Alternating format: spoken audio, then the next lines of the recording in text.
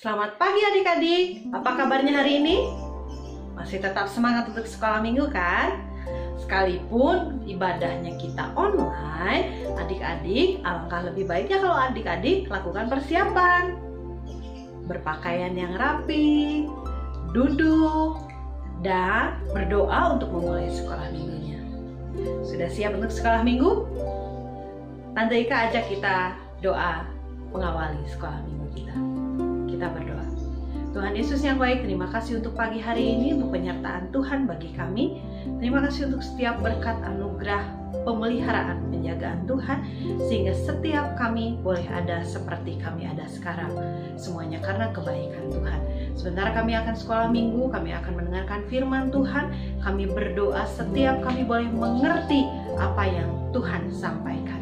Taruhkanlah hikmat dan wahyu-Mu supaya setiap kami boleh memahami firman Tuhan yang kami dengar, kami pelajari dan kami lakukan dalam hidup kami, sehingga hidup kami jadi berkat. Terima kasih Bapa di surga, dalam nama Yesus, haleluya, amin. Adik-adik, hari ini Tante Ika masih mau cerita tentang seorang tokoh di Alkitab, tentang Ruth. Ada yang pernah dengar? Ruth ini wanita yang istimewa. Dia seorang yang sangat mencintai Tuhan, walaupun dia tadinya tidak mengenal Tuhan. Adik-adik mau tahu ceritanya seperti apa? Kita lihat video ini dulu ya. Selamat menyaksikan.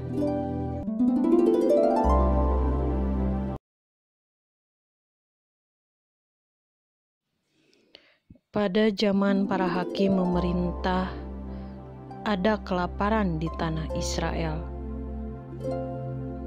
Lalu pergilah seorang dari Betlehem Yehuda beserta istrinya dan kedua anaknya laki-laki ke daerah Moab untuk menetap di sana sebagai orang asing. Nama orang itu ialah Elimelek, nama istrinya Naomi, dan nama kedua anaknya Mahlon dan Kilyon. Setelah sampai ke daerah Moab, diamlah mereka di sana. Kemudian matilah Elimelek, suami Naomi, sehingga perempuan itu tertinggal dengan kedua anaknya. Keduanya mengambil perempuan Moab, yang pertama bernama Orpa, yang kedua bernama Ruth, dan mereka diam di situ kira-kira 10 tahun lamanya. Lalu matilah juga keduanya, yakni Mahlon dan Kilyon, sehingga perempuan itu kehilangan kedua anaknya dan suaminya. Kemudian berkemaslah Naomi dengan kedua menantunya, dan ia pulang dari daerah Moab.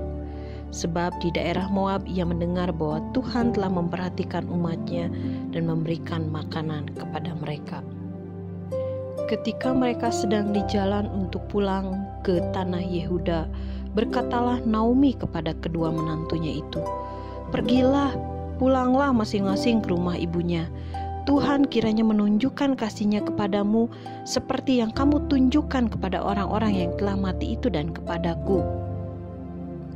Lalu diciumnyalah mereka, tetapi mereka menangis dengan suara keras dan berkata kepadanya, "Tidak, kami ikut dengan engkau pulang kepada bangsamu." Tetapi Naomi berkata pula, "Pulanglah anak-anakku, mengapa kamu turut dengan aku? Bukankah tidak ada lagi anak laki-laki yang kulahirkan untuk jadi suamimu nanti? Pulanglah anak-anakku, pergilah." Menangis pula mereka dengan suara keras. Lalu Orpa mencium mertuanya untuk minta diri, tetapi Ruth tetap berpaut padanya. Berkatalah Naomi, "Telah pulang iparmu kepada bangsanya dan kepada para allahnya. Pulanglah mengikuti iparmu itu." Tetapi kata Ruth, "Janganlah desak aku meninggalkan engkau dan pulang dengan tidak mengikuti engkau. Sebab kemana engkau pergi, ke situ juga aku pergi. Dan di mana engkau bermalam, di situ jugalah aku bermalam. Bangsamulah bangsaku, dan Allahmulah Allahku. Di mana engkau mati, aku pun mati di sana, dan di sanalah aku dikuburkan." Ketika Naomi melihat bahwa Ruth berkeras untuk ikut bersama-sama dengan dia, berhentilah ia berkata-kata kepadanya, dan berjalanlah keduanya sampai mereka tiba di Betlehem. Demikianlah Naomi pulang bersama-sama dengan Rut perempuan Moab itu. Dan sampailah mereka di Betlehem pada permulaan musim menuai jelai. Maka kata Rut kepada Naomi, "Biarkanlah aku pergi ke ladang memungut bulir-bulir jelai di belakang orang-orang yang murah hati kepadaku." Dan saut Naomi kepadanya, "Pergilah, anakku." Pergilah ia lalu sampai di ladang dan memungut jelai di belakang penyabit-penyabit. Kebetulan Rut berada di tanah milik Boas yang berasal dari kaum Elimelek. Ketika Boas melihat Rut, bertanyalah dia kepada penyabit-penyabit, "Dari manakah perempuan ini?" Penyabit-penyabit itu menjawab, "Dia adalah seorang perempuan Moab. Dia pulang bersama-sama dengan Naomi dari daerah Moab." Lalu Boas berkata kepada Rut, "Dengarlah dahulu, anakku, tidak usah engkau pergi memungut jelai ke ladang lain, dan tidak usah juga engkau pergi dari sini, tetapi tetaplah dekat pengerja-pengerjaku perempuan. Lihat saja ke ladang yang sedang disabit orang itu. Ikutilah perempuan-perempuan itu dari belakang, sebab aku telah memesankan kepada pengerja-pengerja lelaki, jangan mengganggu engkau. Jika engkau haus, pergilah ke tempayan-tempayan dan minumlah air yang dicedok oleh pengerja-pengerja itu. Tuhan kiranya membalas perbuatanmu itu, dan kepadamu kiranya dikaruniakan upahmu sepenuhnya oleh Tuhan Allah Israel, yang di bawah sayapnya engkau datang berlindung." Maka Rut memungut di ladang milik Boas sampai petang. Lalu ia mengirik yang dipungutnya itu, dan ada kira-kira seeva jelai banyaknya. Kemudian pulanglah ia ke rumahnya, dan ia menceritakan apa yang terjadi kepada Naomi mertuanya. Mendengar cerita Rut, Naomi tersenyum, dan dia berkata, "Apabila ada seseorang dari bangsa Israel yang meninggal, maka kerabatnya terdekat harus mengurus keluarga itu. Dan Boas adalah kerabat yang harus mengurus kita. Dia harus menebus kita. Tetaplah dekat dengan Boas." Dan Rut mengikuti nasihat dari Naomi. Dia tetap berada dekat dengan Boas. Kemudian Boas memutuskan untuk membeli ladang milik Elimelek. Ia akan mengurus Naomi dan Rut. Ia meminta Rut untuk bersedia menikah dengannya. Rut pun akhirnya menikah dengan Boas. Ia melahirkan seorang anak laki-laki bernama Obed. Obed mempunyai anak laki-laki bernama Isai, dan Isai adalah ayah dari Daud, raja Israel yang sangat mencintai Tuhan. Demikianlah Tuhan memberkati Rut karena kesetiaannya, karena ia telah memutuskan untuk mengikuti Naomi.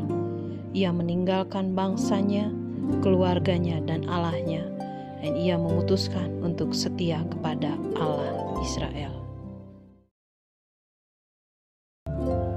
Sudah menyaksikan video Rut tadi? Apa yang adik-adik pelajari? Kita belajar banyak dari cerita. Walaupun dia bukan orang yang dari awal mengenal Tuhan, tapi kita lihat ketika dia mengambil keputusan untuk mengenal Tuhan, dia lakukan dengan setia. Tante Ika membuat definisi dari Rut. Rut itu R-U-T. R-nya rajin. Rut itu pribadi yang rajin. Adik-adik lihat tadi di videonya bagaimana dia bekerja dari pagi sampai petang untuk dia bisa menghidupi dirinya dan ibu mertuanya Naomi. Yang kedua, dia juga pribadi yang ulet. Masa sulit dia hadapi, tapi dia tidak menyerah. Dan ketika dia tetap mengandalkan Tuhan, dia melihat hidupnya diberkati. Yang ketiga, T, dia ada pribadi yang tetap setia. tetap setia mengikut Tuhan, tetap setia mencintai Tuhan, dan tetap setia mengabdikan hidupnya untuk memuliakan nama Tuhan. Mau seperti Ruth? Rajin, ulet, dan tetap setia? Angkat tanganmu, kita berdoa untuk firman Tuhan. Terima kasih Bapa di surga untuk pagi hari ini, untuk cerita firman Tuhan yang kami saksikan. Kami belajar dari Ruth, bagaimana dia menjadi pribadi yang rajin, dia pribadi yang ulet, dan dia pribadi yang tetap setia mengasihi Tuhan. Sekalipun masa-masa sulit dia hadapi, persoalan hidup dia hadapi, tapi dia tetap mengandalkan Tuhan. Dan kami melihat bagaimana kesetiaannya menjadi berkat, karena hidupnya dipenuhi dengan berkat-berkat dari Tuhan. Ajari kami untuk kami juga bisa seperti Ruth. Terima kasih Bapa di surga untuk pagi hari ini. Kami memberkati anak-anak sekolah minggu, supaya setiap anak-anak sekolah minggu, sedari kecil, sedari anak-anak, mereka boleh memuliakan nama Tuhan dengan hidup mereka. Perkataan mereka jadi berkat, hidup mereka jadi berkat, karena Tuhan yang memberkati. Memberkati juga orang tua kami. Papa mama kami diberkati, usaha pekerjaannya diberkati. Tidak ada keluarga yang mengalami kekurangan, karena Allah janjikan kehidupan kami penuh kelimpahan. Kami berdoa juga memberkati bangsa dan negara kami. Kami memberkati Indonesia. Kami katakan terjadi pemulihan atas Indonesia. Pemulihan dari COVID-19, pemulihan dalam ekonomi, pemulihan dalam segala sisi, segala sektor di bangsa ini. Sehingga bangsa ini boleh menjadi bangsa yang diberkati dan bangsa yang memberkati bangsa-bangsa yang lain. Terima kasih Bapa di surga untuk pagi hari ini. Terima kasih untuk sekolah minggu kami. Kami serahkan hidup kami dalam tangan Tuhan. Apapun yang kami lakukan, katakan, pikirkan, bahkan kami rencanakan, kami renungkan, semuanya boleh menyenangkan hati Tuhan. Ini doa kami di dalam nama Yesus, kami berdoa. Amin. Sekolah minggu selesai, Tuhan Yesus memberkati.